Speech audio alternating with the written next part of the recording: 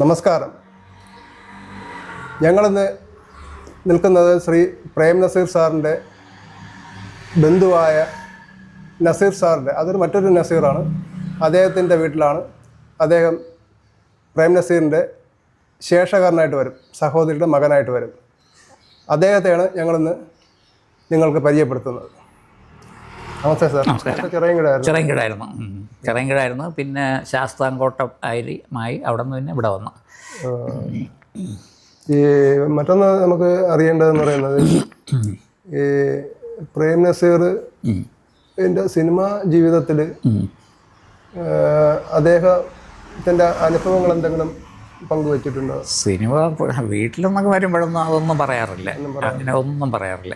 നമ്മളത് അദ്ദേഹത്തിൻ്റെ നമുക്ക് അത്ഭുതം. നമ്മൾ ആദ്യം കാണുമ്പോൾ ഓർക്കാപ്പുറത്താണല്ലേ കാണുന്നത്, ഒരു മുന്നറിയിപ്പില്ലാതൊക്കെയാണ് വരുന്നത് തന്നെ. അപ്പോൾ അങ്ങനെ വന്ന് വീട്ടിൽ വരുമ്പോൾ നമ്മൾ ആദ്യം ഇതുണ്ടല്ലോ, പെട്ടെന്ന് പൂർണ്ണേന്ദ്രം ഉദിച്ചണക്ക് തോന്നും കേട്ടാ. നമ്മൾ അത്ഭുതത്തോടെ നോക്കും. അപ്പോൾ ചിരിച്ചോണ്ട് വന്ന് സംസാരിച്ചിട്ട് കാര്യങ്ങൾ പറഞ്ഞു വരുമ്പോൾ പിന്നെ നമ്മളിലുള്ള ഒരാളായിട്ട് പെട്ടെന്ന് പുള്ളി അങ്ങ് മാറും കേട്ടാ. ഒരു സിനിമാക്കാരൻ്റെ ഒരു ജാടയോ അല്ലെങ്കിൽ അതിൻ്റേതായ ആ രീതിയിലുള്ള സംഭാഷണം ഒന്നും നാടൻ ശൈലിയിൽ ഒരു നാട്ടിൻപുറത്ത് ഒരു സാധാരണക്കാരൻ്റെ ശൈലിയിലാണ് പുള്ളിയുടെ പെരുമാറ്റവും സംസാരവും എല്ലാം. നമ്മൾ കൊടുക്കുന്ന ആഹാരം ഏതായിരുന്നാലും അത് വേണം, ഇങ്ങനെ വേണം, എനിക്ക് അങ്ങനെയുള്ള ഒന്നുമില്ല. ഏതായിരുന്നാലും സന്തോഷത്തോടാണെങ്കിൽ പിന്നെ അവിടെ കൂടി നിൽക്കുന്ന ആൾക്കാർ അവർ പാവപ്പെട്ടവനെന്നോ പണക്കാരെന്നോ അങ്ങനെ ഒന്നുമില്ല. എല്ലായിടത്തും ചോദിക്കും. ഓരോരുത്തരും മുഖഭാവം കണ്ടിട്ട്, രൂപം കണ്ടിട്ട് തന്നെ പറയുന്നത് ഇന്ന വീട്ടിലുള്ളതല്ലേ, അച്ഛന് സുഖം തന്നെയാണ്, ഇങ്ങനെയൊക്കെ ചോദിക്കും. ഞങ്ങൾ പഴയ സുഹൃത്തുക്കളായിരുന്നു. അങ്ങനെ അത് വേറെ ആർക്കും കിട്ടൂല അതൊന്നും. അപ്പം ഞാനിപ്പോൾ നമ്മുടെ ആളെന്നുള്ള രീതിയിൽ പുകഴ്ത്തി പറയുന്നതല്ല. പക്ഷേ നമ്മൾ ഒരുപാട് പേരെ കുറിച്ച് വായിച്ചിട്ടുണ്ട്, പഠിച്ചിട്ടുണ്ട്, കേട്ടതുകൊണ്ട്. പക്ഷെ ഇത്രയും ഉന്നതിയിൽ വളരെ ഉയരത്തിൽ നിൽക്കുമ്പോഴും എളിമയും വിനയവും അത് വേറെ ആരിലും കണ്ടിട്ടില്ല. ഞാൻ കണ്ടിട്ടില്ല. എൻ്റെ അനുഭവം പറയാം. അത് എൻ്റെ അനുഭവമാണ്. സിനിമാ ഫീൽഡിൽ അല്ല, വേറെ രാഷ്ട്രീയ ഫീൽഡിലായിരുന്നു. അവർക്ക് അവരുടേതായ ഒരു ഇത് കാണിക്കും അവർ. പക്ഷെ ഇദ്ദേഹം അതൊന്നുമില്ല. നമ്മളിലൊരാളായി. അത് മാത്രമല്ല, നമ്മൾ ചിരകാലം ഒരുമിച്ച് ഇടപഴകി കഴിഞ്ഞ ഒരു വ്യക്തിയെ പോലെ ഇരുന്നാണ് സംസാരിക്കുന്നത്. അതാണ് ഒരു പ്രത്യേകതയാണ്. അത് വേറെ ആർക്കും നമുക്ക് കാണാൻ പറ്റില്ല. എൻ്റെ കൂടെ പഠിച്ച കൂട്ടുകാരന്മാർ വരെ ഉണ്ട്. അവർ പോലും ഇതുപോലെ ഇടപഴകി സംസാരിക്കില്ല. എത്രയോ കാലം ഒരുമിച്ച് സഹകരിച്ച ആൾക്കാർ. അപ്പോൾ അതൊരു പ്രത്യേക ഒരു അനുഭവമാണ്. അത് നമുക്ക് മറക്കാൻ നോക്കില്ല. കുടുംബമായിട്ടൊക്കെ എല്ലാവരുമായിട്ടും എല്ലാവരെയും കാര്യങ്ങൾ ചോദിക്കും. പിന്നെ അതുപോലെ അദ്ദേഹം വന്നിട്ട് പുറത്തോട്ടൊക്കെ പോകുമ്പോൾ ഇവിടെ നിന്ന് ചിലപ്പോൾ ഈ വീട് നമ്മുടെ വീട് എൻ്റെ വീടുമായിട്ട് 500 മീറ്ററേ ഉള്ളൂ കേട്ടോ. നടന്നാണ് ചിലപ്പോഴൊക്കെ വരുന്നത്. അത് ചില പെരുന്നാൾ ദിവസങ്ങളിലൊക്കെ വരുമ്പോൾ പള്ളിയിൽ പോകും, നിസ്കരിക്കാൻ പോയിട്ട് അതിൻ്റെ കുറച്ചപ്പുറമാണ് ഞങ്ങളൊക്കെ ഒരേ പള്ളിയിൽ പെട്ട ആളുകളാണ്. എൻ്റെ ഫാദറിനെയൊക്കെ അടക്കിയിരിക്കുന്ന അദ്ദേഹം അന്ത്യവിശ്രമം കൊള്ളുന്ന അതേ പള്ളി തന്നെയാണ്, കാട്ടുമുറാക്കൽ പള്ളിയിലാണ്. അപ്പോൾ കാട്ടുമുറാക്കൽ പള്ളിയാണ് അദ്ദേഹം വെച്ച് കൊടുത്തത്. അതേ അപ്പുറത്തെ അല്ലല്ല, കാട്ടുമുറാക്കൽ പള്ളിയുടെ അതിനുവേണ്ടി ഒരുപാട് സംഭാവനയും ചെയ്ത് അതിൻ്റെ മെയിൻ ഗേറ്റ് അദ്ദേഹത്തിൻ്റെ സംഭാവനയാണ്. അതിങ്ങനെ ഞാൻ കേട്ടിട്ടുണ്ട്, നമ്മളെ കുട്ടിക്കാലത്ത് തന്നെ അത് കേട്ടിട്ടുണ്ട്. അപ്പോൾ അങ്ങനെ വരും. പിന്നെ ഈ വരുന്ന ഇങ്ങനെ ഇതുപോലെ നമ്മുടെ വീട്ടിലൊക്കെ വന്നിട്ട് നടന്നൊക്കെ വരും. അപ്പം നടന്നു പോകണമെങ്കിൽ പുള്ളിക്ക് വലിയ ഇഷ്ടമാണല്ലോ, കാരണം ഒരുപാട് ആൾക്കാരെ കാണാൻ പറ്റും. പിന്നെ അവസാനമായപ്പോൾ ഈ ആരാധകർ കയറി അങ്ങ് പോകും, ശല്യമാവും. ഓരോ കാര്യത്തിനും ഇങ്ങനെ മുമ്പോട്ട്. പക്ഷേ പുള്ളി ആരെയും നിരാശപ്പെടുത്തില്ല. പോകുമ്പോൾ എന്ത് രസവും തന്നെയെന്നൊക്കെ ചോദിക്കും, തള്ളിൽ തട്ടിത്തടവി അങ്ങനെയൊക്കെയാണ് വരുന്നത്. അവസാനം പുള്ളിക്ക് സമയം വളരെ പരിമിതമായ സമയമുള്ളൂ. അതുകൊണ്ട് പിന്നെ കാറിൽ വരും. പെട്ടെന്ന് വീടുകളിലൊക്കെ എന്തെങ്കിലും ഒരു മരണം നടന്നിട്ടുണ്ടെങ്കിൽ, കല്യാണം നടത്തിയിട്ടുണ്ടെങ്കിൽ അവിടെയൊക്കെ എല്ലായിടത്തും ദിവസം പങ്കെടുത്തിട്ട് വരും. അപ്പോൾ അങ്ങനെ ഈ നടന്നൊക്കെ വരുന്ന വഴിക്ക് ഇപ്പോൾ പരിചയക്കാരെങ്കിലും കാണുകയാണെങ്കിൽ വിളിച്ച് നിർത്തി സംസാരിക്കും. അപ്പോൾ സംസാരിക്കുന്നതിനിടയിൽ തന്നെ അവസാനം അപ്പം ഞാൻ പോട്ടെ, സമയമില്ല, നമുക്ക് ഇനി എപ്പോഴും കാണാമെന്നൊരു ഷേക്ക് ഹാൻഡ് ചെയ്യും. അപ്പോൾ ഇതിനിടയ്ക്ക് അദ്ദേഹത്തിൻ്റെ കൈ പോക്കറ്റിലായിരിക്കും, പാൻറ്റിൻ്റെ പോക്കറ്റിലായിരിക്കും. എന്നിട്ട് അവസാനം ഷേക്ക് ഹാൻഡ് ചെയ്യുമ്പോൾ ഒരു മാജിക്ക് പോലെ കുറച്ച് നോട്ട്, അന്നത്തെ പടപടത്തെ പുത്തൻ നോട്ട്, അത് കൈമാറിയിരിക്കും. മറ്റേ ആളും എന്താ കേട്ടോ, അത് 100 രൂപ നോട്ട് കുറഞ്ഞ ഒരു എമൗണ്ടാണ് അന്നത്തെ പുള്ളിയുടെ കയ്യിൽ ഉള്ളത്. അത് കുറഞ്ഞ ഡിനോമിനേഷനിലൊന്നും പുള്ളി സൂക്ഷിക്കില്ല. 100 രൂപ. പക്ഷെ അത് 100 അത് പുള്ളി ഇതിനിടയിൽ വെച്ച് എണ്ണുന്നുണ്ടാവും. അത് നോക്കറിഞ്ഞു നല്ലൊരു തുക അതിൽ കിട്ടും എന്തായാലും. അതിങ്ങനെ ആളും തരവും അവരുടെ സാമ്പത്തിക നിലയൊക്കെ വെച്ച് എന്നിട്ട് പറയും ചെയ്യും, ഞാൻ നിങ്ങളെക്കുറിച്ച് അവിടെ ഇങ്ങനെ അന്വേഷിക്കാറുണ്ട്, അപ്പോൾ ഇങ്ങനെയൊക്കെയാണ് മക്കളൊക്കെ, ഇങ്ങനെയൊക്കെയാണ് അതൊക്കെ എല്ലാവരും അറിയും. പിന്നെ പലരും ഗൾഫിൽ പോകുന്നവർക്ക് ചില ബുദ്ധിമുട്ടൊക്കെ ഉള്ളവർ പോകാനായിട്ട് ആഗ്രഹിക്കണം, അവർക്ക് സാമ്പത്തിക സഹായം ചെയ്യും. പിന്നെ അവിടെ ഗൾഫിൽ തന്നെ പുള്ളിക്ക് ഒരുപാട് സുഹൃത്തുക്കളെ ഉണ്ടല്ലോ, അപ്പോൾ അതിലൊക്കെ വിളിച്ച് പറഞ്ഞും നമുക്ക് ശുപാർശകൾ ചെയ്തിട്ട് ഒരുപാട് പേരെ അങ്ങനെ രക്ഷപ്പെടുത്തിയിട്ടുണ്ട്. ഈ നസീർ സാറിൻ്റെ മക്കളിൽ ഇപ്പം നമ്മളെ ഒരാൺകുട്ടിയാണല്ലോ ഷാനവാസ്. പക്ഷെ അദ്ദേഹം ബാലചന്ദ്ര മേനോൻ സിനിമയിൽ അവതരിപ്പിച്ചു, 1-2 പടങ്ങൾ ചെയ്തു. അതില് നല്ലൊരു അഭിനേതാവാണെന്ന് അദ്ദേഹം തെളിയിച്ചിട്ടുണ്ട്.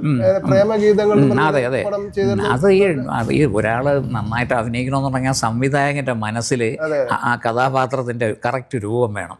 അതില്ലാതെ വരുമ്പോൾ അവർ പറയുന്ന രീതിയിൽ ഇവരെല്ലാം അങ്ങനെ തന്നെയല്ലേ ചെയ്യുന്നത്. പക്ഷേ ഇപ്പോഴങ്ങനെയല്ല.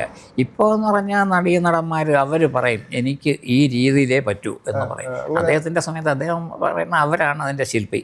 അപ്പോൾ അവർ പറയുന്നതനുസരിച്ച് കൊടുക്കുക. അപ്പോൾ പടം വിജയിച്ചിട്ടുണ്ടെങ്കിൽ അദ്ദേഹത്തിൻ്റെ ഒരു കഴിവുമുണ്ട്, സംവിധായകൻ്റെ കഴിവുമുണ്ട്. ഇപ്പം ഞാൻ പറയാം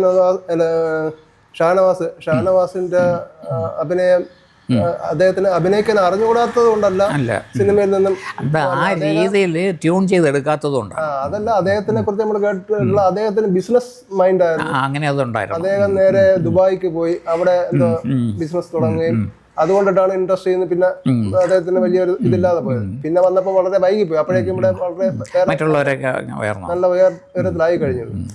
അപ്പോൾ ഇപ്പോൾ അദ്ദേഹത്തിൻ്റെ അവസ്ഥ എന്താണ്? ഇപ്പോൾ അവർ മക്കളിപ്പോൾ എല്ലാവരും ഇപ്പോൾ ആരോഗ്യ പ്രശ്നങ്ങളുമായിട്ട് ഇങ്ങനെ കഴിഞ്ഞുകൂടെയാണ്, വിഷമിക്കുകയാണ്. അതായത് മൂത്ത മകൾ ലൈലാക്കും ആരോഗ്യ പ്രശ്നങ്ങളൊക്കെ ഉണ്ട്. അപ്പോൾ അങ്ങനെ ദൂരയാത്രയൊന്നും ചെയ്യാൻ പറ്റില്ല. ഇപ്പോൾ മകളുടെ കോഴിക്കോടാണ് സെറ്റിൽ ചെയ്തിരിക്കുന്നത്. എന്നാലും അവരുടെ ഒരു മകൾ ഇവിടെയാണ്, കോയമ്പത്തൂരാണ് മകളും ഭർത്താവും. അവിടെ അവരുടെ കൂടെയാണ്. പിന്നെ രണ്ടാമത്തെ മകൾ ഇതുപോലെ പാർക്കിൻസൺ രോഗം വന്ന് പിന്നെ ഈ അസ്ഥി പൊടിയുന്ന രോഗവും കൂടെ ഉണ്ട്.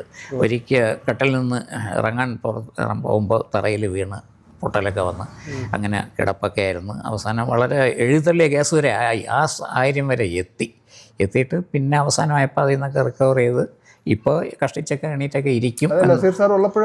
അല്ലല്ല, അപ്പോഴൊന്നും കുഴപ്പമില്ല. ഇതെല്ലാം അദ്ദേഹം മരിക്കുന്നവരെ ആർക്കും ഒരു പ്രശ്നമില്ലായിരുന്നു, യാതൊരു പ്രശ്നവും ഇല്ലായിരുന്നു. എല്ലാവരും നല്ല ആരോഗ്യ ഉള്ളവരായിരുന്നു. എല്ലാ സ്ഥലങ്ങളിലും പോവുകയും വരെയും. അദ്ദേഹം ഇപ്പോൾ എവിടെയെങ്കിലും എല്ലാ സ്ഥലത്തും എത്താൻ പറ്റിയില്ലെങ്കിലും നമ്മുടെ നാട്ടിൽ നടക്കുന്ന വിശേഷങ്ങൾക്ക് ഭാര്യയോ മക്കളെയോ സഹോദരങ്ങളെയൊക്കെ അയച്ച് അദ്ദേഹത്തിൻ്റെ സാന്നിധ്യം ഉള്ളതുപോലെ ഒരു സാഹചര്യം അവിടെ സൃഷ്ടിക്കും. അങ്ങനെയായിരുന്നു. ഇതിപ്പം എത്ര മക്കളായിരുന്നു? 4 മക്കൾ. അത് മൂത്ത ആളിൻ്റെ കാര്യം ഞാൻ പറഞ്ഞു, ലൈല. രണ്ടാമത്തെ റസിയ, അതാണ് ഇപ്പോൾ ഞാൻ പറഞ്ഞില്ലേ ഈ പാർക്കിൻസൺ രോഗമാണ്. മൂന്നാമത്തതാണ് ഷാനവാസിനും ഈ ഡയബറ്റിക്കൊക്കെ വന്നിട്ട് അത് കുറച്ച് അങ്ങ് ലെവൽ കൂടി, ബ്ലഡ് ഷുഗർ കൂടി. പിന്നെ അത് കിഡ്നിയെ ബാധിച്ച് കിഡ്നി ട്രാൻസ്പ്ലാന്റേഷൻ നടത്തി. പിന്നെ അതുമായിട്ട് ബന്ധപ്പെട്ട് കാലും കൈയൊക്കെ ഇതൊക്കെ വന്ന് ഇൻഫെക്ഷനൊക്കെ അടിച്ച് പിന്നെ കുറച്ച് മുറിച്ച് മാറ്റേണ്ടി വന്നു. ഇപ്പോൾ വീട്ടിൽ തന്നെ റെസ്റ്റ് എടുക്കുകയാണ്. വേറെ കുഴപ്പമൊന്നുമില്ല. ഇപ്പോൾ നല്ല രീതിയിലൊക്കെ പോകുന്നു. എന്നാലും കൂടുതൽ ആൾക്കാരുമായിട്ട് ഈ ഇൻഫെക്ഷൻ്റെയൊക്കെ പ്രോബ്ലം ഉള്ളതുകൊണ്ട് അങ്ങനെ മിങ്കിൾ ചെയ്യണ്ട എന്നുള്ള ഒരു അഡ്വൈസ് ഡോക്ടർ പറഞ്ഞതുകൊണ്ട് അങ്ങനെ വീട്ടിൽ തന്നെ ഇരിക്കുകയാണ്. അദ്ദേഹത്തിൻ്റെ മക്കളൊക്കെ 2 ആൺമക്കളാണ്. ഒരാൾ കല്യാണം കഴിച്ച്, ഒരാൾ കൂടെ തന്നെ ഉണ്ട്. മലേഷ്യയിൽ അദ്ദേഹത്തിൻ്റെ മൂത്ത സഹോദരിയുടെ മകളെയാണല്ലോ കല്യാണം കഴിച്ചത്. ഫ്രണ്ട്സിൻ്റെ മൂത്ത സഹോദരിയുടെ മകൾ, സ്വന്തം മുറപ്പെണ്ണെയാണ് കല്യാണം കഴിച്ചത്. അവർ ട്രിവാൻഡ്രത്തൊരു ഇതിലാണ്, ഫ്ലാറ്റിലാണ് താമസിക്കുന്നത്. മദ്രാസിലെ വീടൊക്കെ വിറ്റ്, എല്ലാം വിറ്റ്. ഒരുപാട് വസ്തുക്കളൊക്കെ ഒരുപാടുണ്ടായിരുന്നു. അതൊക്കെ കൊടുത്തെന്ന് പറഞ്ഞാൽ അദ്ദേഹം ജീവിച്ചിരിക്കുമ്പോൾ തന്നെ ഓരോരുത്തരും വന്ന് ഓരോ ആവശ്യങ്ങൾ പറയും. അങ്ങനെ പറയുമ്പോൾ അദ്ദേഹം ആയിക്കോട്ടെ എന്ന് പറയാൻ കൊടുക്കും. അത് വിലവെച്ചലും അങ്ങനെയൊന്നുമില്ല, ലാഭനഷ്ടമൊന്നും നോക്കൂല.